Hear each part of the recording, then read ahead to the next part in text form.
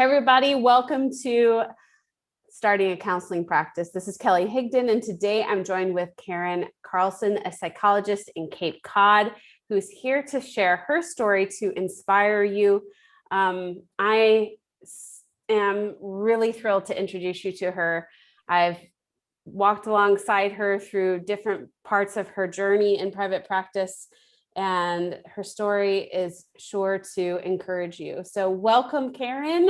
Well, thank you for having me, Kelly. Really excited to talk today about your journey because some of it I identify with, and I think we'll dig in a little bit. So your practice is in Cape Cod. What do you specialize in? So I'm a child and family clinical psychologist. I've been in the field for a long time, 30 something years. And right now I'm specializing primarily in parent consultation and parent coaching and counseling women with anxiety and depression. Many of my clients also have parenting issues that they are struggling with.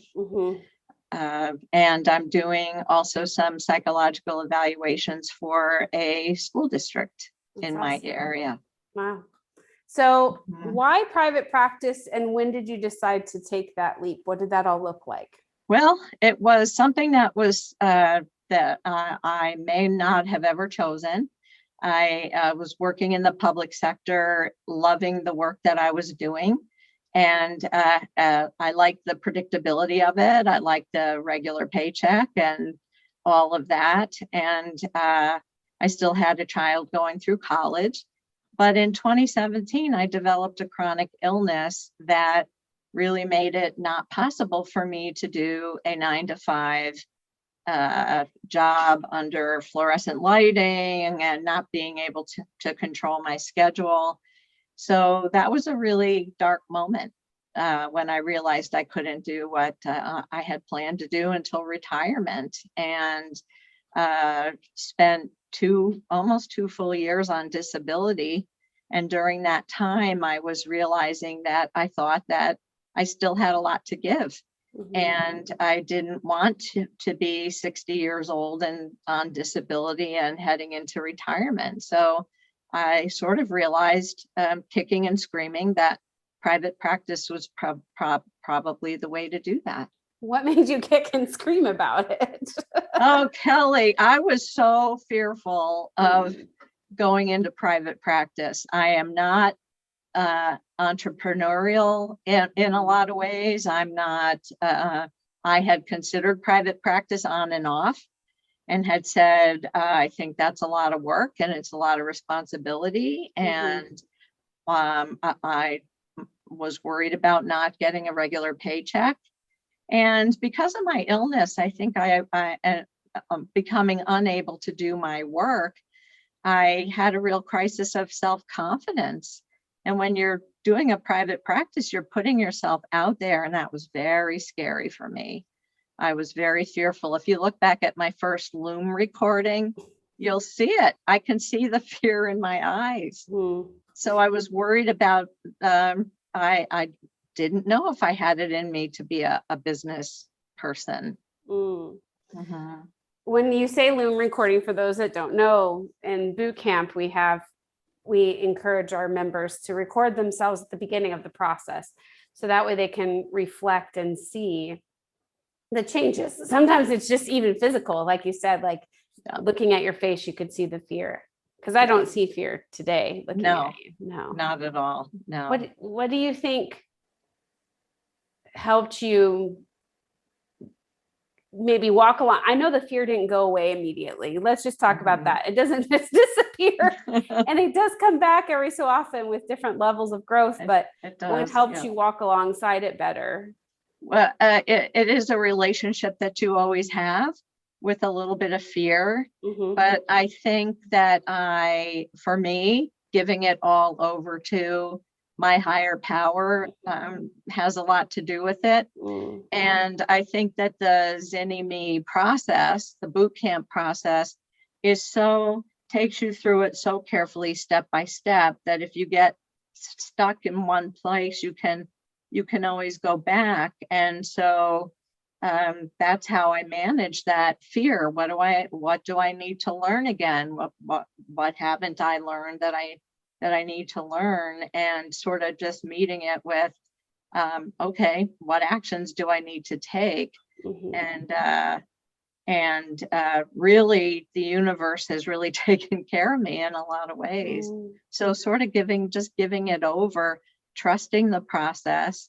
So much support from you and Miranda, but also from my boot camp buddy. I've met with my boot camp buddy every single week for over a year. That's awesome. And I think that reaching out to colleagues doing the same thing is super soothing. Yeah. At first, I'm not going to lie, it was anxiety provoking Yes. to hear what other people were doing. I just had a 6-figure month, that sort of thing. And it made me, sometimes I couldn't listen to other people's stories because it, but there's something in your manifesto that says, I don't compete, I stand out. So, and that's another thing I go back to when I'm getting anxious about, is enough money coming in? Am I doing the right thing? Am I really doing what I'm supposed to be doing? And I go back to that. What is my unique contribution? I remember too, when we first talked about it, because I feel like we had a phone call. Am I correct? We did. Yes. Yeah. And I think there was a discussion too about when you have chronic illness, the unpredictability of it, right, makes it hard to plan too far ahead. And I know there's, especially when you're on disability for that chronic illness, there's this fear of, if I let that go, what if I have a relapse, or I have, a worsening of a symptom or something like that. And so one of the things we talked about was, okay, let's figure out the math of just doing enough for you to get your feet wet, but not kill off the disability completely. Because that was that was the big fear of, when I don't trust my body, I don't know what it's going to do from day to day. Right. What kinds of encouragement? I mean, am I recalling that correctly? First of all? Yes. Okay. Absolutely. I feel like that was one of the ways to help you get kind of started. What other things help when it comes to the chronic illness piece? Because I'm finding maybe it's just an increase in chronic illness across the board for our population, but a lot of therapists have chronic illnesses, and I do as well. And autoimmune stuff, for me it is very unpredictable. And so it's like, how do you manage all that? What do you have to say to people who are struggling with that and maybe doing private practice or thinking about it, but also like, how do I move forward with this unpredictable? Well, and you and I went back and forth a little bit on that when we were trying to figure out how many hours should I be doing clinical work, how many, and we talked about pacing. And I think that if you have a chronic illness, you have to really understand that skill of pacing, knowing what when is the best time to see clients, when is the best time to do accounting, when is, the best time. You have to make room for it. And I've done that by having a completely clear schedule on Thursdays. And that is the day that I do doctor's appointments. And when I'm not doing doctor's appointments, I am resting and doing extra self-care.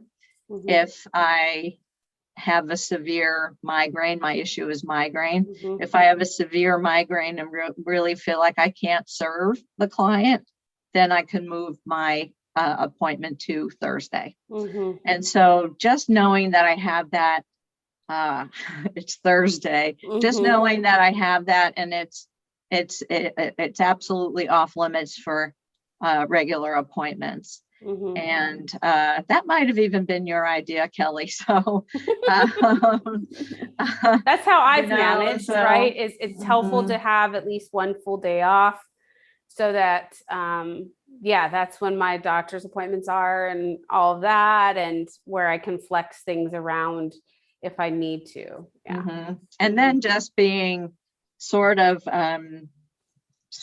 really faithful to the practices that help to reduce chronic pain. So yoga, meditation, walking. These are things that are essential for me. They're not luxuries. They're necessities, and I treat them like medication. And I know that if I don't do those things daily, I can't be of service. And that's what it's really all about, is being your best you. And because I've done it this way, I've only had, in the past year, I've probably only had 3 or 4 days where I had to cancel clients. That's amazing. I think too, how did you learn your pace?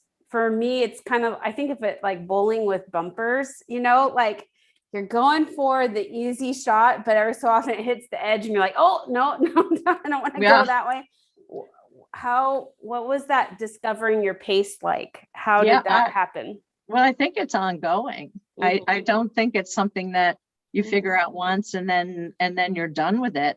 But I experimented with what are the best times to see clients.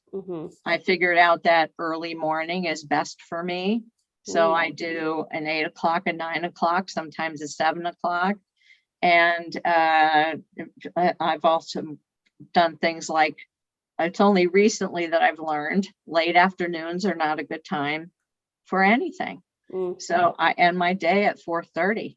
And that was really hard for me. I was used to working till 6 or 7 or something. So it's a little bit of trial and error, and it's a lot listening to your body. Yes, you cannot be dissociated, and you know what I mean? No. That's how we create relapses. You have to really in tune. I can usually tell within the first half hour of my day what it's going to look like.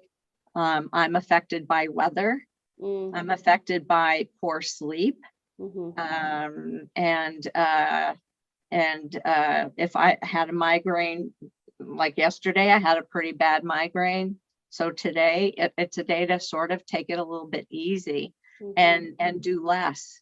Do the essentials. I saw 2 clients this morning, and that's about it for today.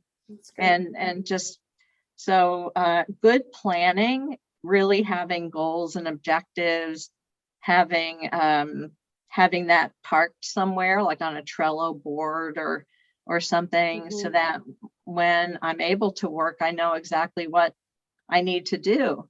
But I was having trouble with the time management piece of this, because I have less time to work than a lot of other people do. So I actually ended up hiring a coach who focuses on things like time management. And I did 3 months of meeting with her weekly, and that helped a huge amount, because my illness sort of challenges my focus and concentration and organization. So I just needed that some one-on-one support. And that's been really helpful. So that when I do have to back off, I'm not anxious, because I know exactly what to pick up on the days that I'm feeling great, on the days that I'm feeling good. Now, I know you do testing and you do coaching now. That was not quite yet formed when you first started your practice. It was going to be more therapy based, from what I remember. I had some testing. Does the variety of type of service have anything to do with also the chronic illness piece and managing your pacing? Or where does this whole niche and service development come from for you? Well, I've had a career-long interest in parenting. I really thought that I was going to focus my practice on autism. Yes. Because that's a specialty that I have, and I wanted to work with parents doing consulting, doing therapy. consulting for their school programs, and maybe even just seeing a youth on the spectrum in therapy, and found out along the way that that piece requires some networking and marketing that I haven't even quite gotten to yet. I haven't developed it because of the amount of time it's taking. The universe just started bringing me parents who needed help, especially women, but some couples, and because I've started out with taking insurance, so that brings you kind of a variety. In the beginning, I found out that I really, especially because of teletherapy, I figured out recently I don't want to see kids. It's not my strength. And it was draining my energy every time I felt like I was preparing to see a child. I realized it wasn't my strength. So I stopped doing it. And the universe keeps bringing me parents, not necessarily parents of children with autism, but a variety of issues. So now, next time we have boot camp, I'm going to start, kind of retooling in a more intentional way. But the parent coaching is really, I think, my biggest strength. I've raised 3 children. I've worked so much with families in a consulting role over the years. And a psychological testing is really a consultation practice in a lot of ways. So that's how that's kind of evolved. Insurance kept sending me these women who were depressed, anxious. They had sort of lost themselves in the process of parenting. And I never thought I was going to see adults clinically. But that's how it's evolved. And I think, again, being open to whatever the universe brings your way is really an important intention that you set. And sort of, I feel like I'm pivoting already, and I've only been in practice for a year. It's you set your intention and you hold it loosely, because I think one of the things we had talked about in that autism space was what it was going to take in order to get connected, because that isn't where your connections were at the time or whatever. And so we wanted to start with, the low hanging fruits, the easier kind of stuff. You do marketing, you have a website, you've built some relationships. It's not that you're not doing anything. There is work that is put into it, but we're looking for the stuff that's easier. And then instead of going full for a whole new thing and a whole new push until you have that's a whole pacing thing, I think, again, too. Yeah, I think so. And I think if you think about doing something and it drains your energy just to think about it, it might not be the right path to take. So when I talked about intention, I mean the intention of being open to discovering something new. So, I think that's what you said, have the intention, but set it loosely, but just be open. I look back on the past year, and I can't believe what I'm doing compared to what I thought I'd be doing. And I really thought I wasn't going to do evaluations. I was feeling like I've done a lot of that. Maybe that's too much work. And then a school district called me this spring and said, we are desperate because of the pandemic. We're behind on our evaluations. And I felt like another thing the universe put in my path that I just needed to respond to that. And found out in those 2.5 months that I worked with that school district that I love it. And it doesn't drain my energy, and it's an old love that's sort of come back. And I realized this is important to me, and this is a strength. And so I'm going to continue to work with that school district a little bit. And it satisfies my need to interact with people. It's my favorite way of interacting with kids. And it really, it was a lot of work, but I feel like it boosted my energy instead of draining it. And I think that's the important thing. Yes. What do you think about doing that just makes you want to take a nap just thinking about it? And what is your what you've said, what is your genius? What is it that you really are good at? And for me, I had to, because I had done so many things in my career. Say, this is a little different of starting a business later after a lot of experience. Like, how do you land? Because you have a lot of experience. Right. But I'm new to private practice, and it was a whole new challenge that I'm still learning about. And again, peer supervision, my boot camp buddy is so helpful because she's not new to private practice, but I am. And back when I was working in the public sector and people said to me, you should go into private practice, that made me exhausted to think about. So I'm over that hurdle now, and I'm loving the freedom. I'm loving the ability to do the work the way I want to do it. And that was something I really didn't have working in the public sector. I didn't have that freedom to say, how do I really want to work? Now, I know you mentioned insurance, and a lot of people think that we're anti-insurance, but we're really pro what works for you. How did you, I feel like the choice of insurance, how did you land there? Well, I had already taken those steps before I met you guys. And I was already in the process, and I was learning about the pros and cons of insurance through the Zini-Me process. And I felt like I was, and then clients started calling through insurance.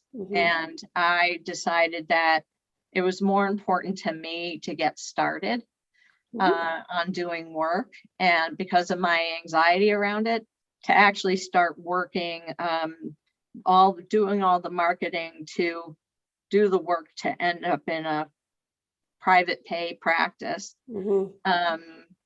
Was creating a lot of anxiety. So I decided to go with it. And I do work with insurances that pay fairly well and quickly. And a colleague of mine said she does insurance because she feels like people that don't have the means to pay for private pay for mental health services, they deserve high quality care. And that really sort of stuck with me. And due to the limited amount of time I really can work, my goal is to gradually go off of insurance, just because I'm going to have to see, I'm still building, but I'm going to have to see a lot of clients to get to the income that I want. And that sounds selfish in a way, but it's really an energy issue. Well, I don't know if it's selfish, but I do think it highlights privilege in our community, that some people do have the option to be on insurance panels because they can work more, or they like to work more, or, they have other privileges than someone who maybe has limited time because of their health or a family situation, and they don't have the option to absorb that arm into their practice. And also, as a psychologist, your reimbursement rates are a lot different. Well, I think level too. I think that is the case as well. And I got a lot of good, not to plug anybody, but I'm going to plug somebody. Barbara Griswold. We love her. I love her too. And she's really helpful in helping you have the right mindset about insurance, and goes into a lot of detail around that, as do do you guys. I sort of feel like I will always have some Yeah. insurance clients, but now it's time to change that a little bit. Yeah, it's doing what works for you that allows you to see the amount of clients you can see and do it well. Yeah. And if for any of you out there who are like, I only have 10 hours that I could do clinical work and insurance doesn't reimburse at a rate that would make it even worth doing business, or I need to do cash. There's tons of other ways to give back. There's tons of other ways to create quality mental health information in the world for people and to support people. And even the types of services we do, group therapy and education classes and all sorts of things. There's lots of ways, because I do feel like giving back is important. And you're right. I feel like everyone should have equity. Like there should be accessibility for mental health, quality mental health services for all. So at the same time, I do really get that it has to be a healthy decision for you. Yeah. And that's I do have more options, I think, as a PhD psychologist, and that is a position of privilege.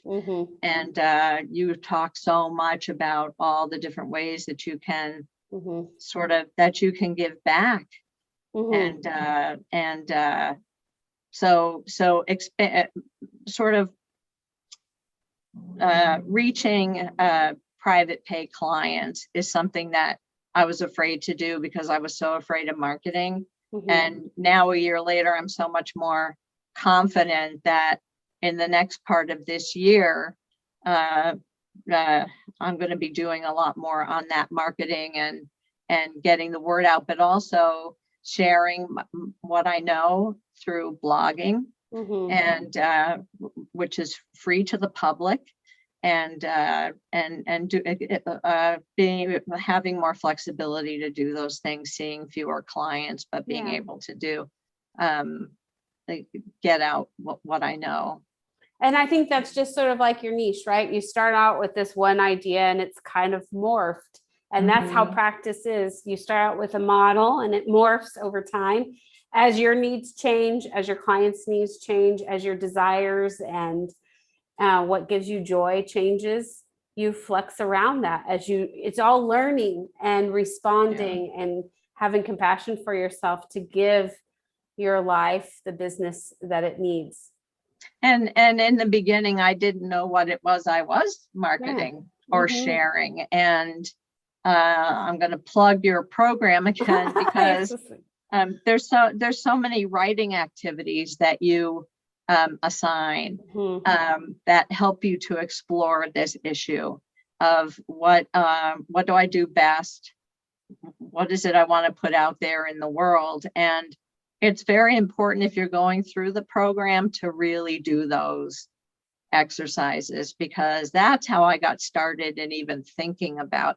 That's how I got the idea about autism, because I felt like that's something I know about professionally and personally, having a child with autism. So that's, that's where I started. But I can't believe that I'm doing what I'm doing now, and I'm just loving it. It doesn't feel like work. And So what kinds of parting words do you want to leave our listeners today who are in private practice or thinking about starting private practice? What kind of encouragement do you have to give from your story? I think the most important part of the work is really determining who you are and what your genius is. What do you want to? It starts with the boot camp manifesto. What do you uniquely contribute to the field? And you need to take time to explore that. And so I think the whole thing about I don't compete, I don't stand out, don't compare yourself to what other people are doing. Make your own health, whether you have a chronic illness or not, make your health your number one priority. And if you build your business around that right away, you're going to be more effective. Yes. So, and just be good to yourself. Just be Mm. kind to yourself. Just think kind, positive thoughts and reach out to people who are doing it and be part of the conversation. I love that. Karen, Yeah. you have such wisdom. I am just so happy for you and what you've come through to get here. It inspires me, and I Thank look you, forward Kelly. for what's to come as we next year or this year start looking at the panels and making even more shifts. It's going to be Right. good. Right. And thank you so much for the work that you do, Mm. because I wouldn't have gotten here without that help. And you guys are wonderful. You're doing such important work. Thank you, And Karen. so thank you back. Mwah. Okay, you guys, thank you for joining us. As you can see, Karen is an amazing psychologist with a beautiful story. Karen, how can they find you? What's your website? It's kpcarlsonphd.com. All right. K is in kangaroo. There you go. All right. Thank you, guys. Okay. We'll see you next time.